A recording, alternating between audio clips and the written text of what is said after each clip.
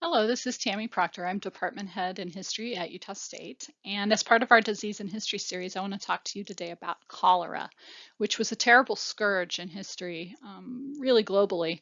But I want to focus today on the 19th century in London, which is where there were a series of cholera outbreaks and where scientific expertise helped end the problem of cholera.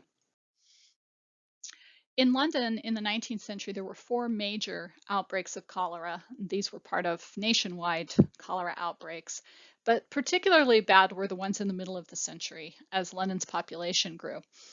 In addition to overcrowding, there were lots of public health problems, air pollution, streets full of animals, human night soil or excrement, drinking water contamination, you name it. It was not a very salubrious place to live. This is an example of the Smithfield cattle market in the middle of the 19th century. Just to give you a sense of the crowded streets that included not just humans, but animals, and all the things animals bring with them in terms of smell.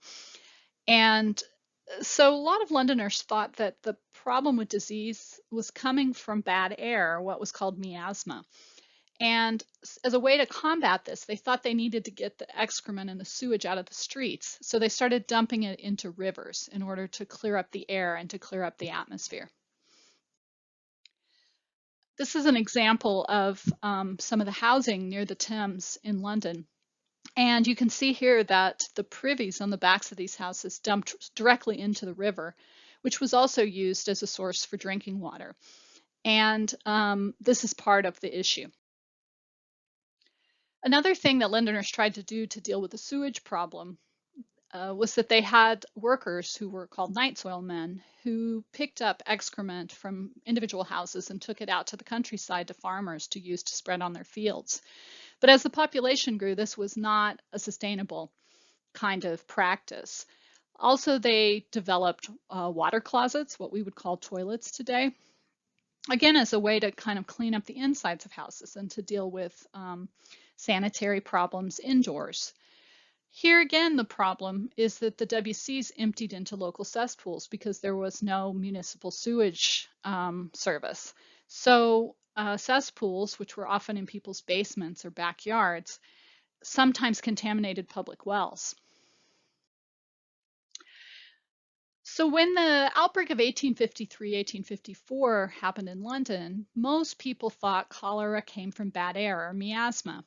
And so to deal with it, they tried to separate victims from their families. They thought ventilation was important. They opened windows. They tried to move victims away from other people.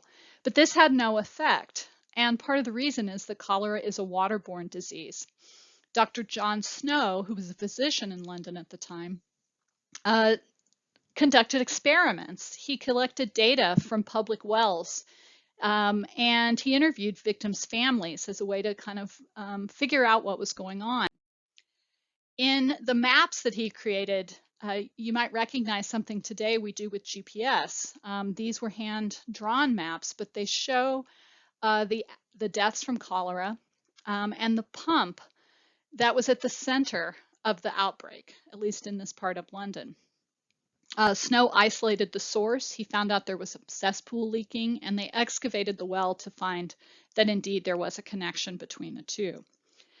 Using this data, he published a paper about the origin of cholera and how to deal with it. But it took really another decade before officials were really convinced that this was what was happening.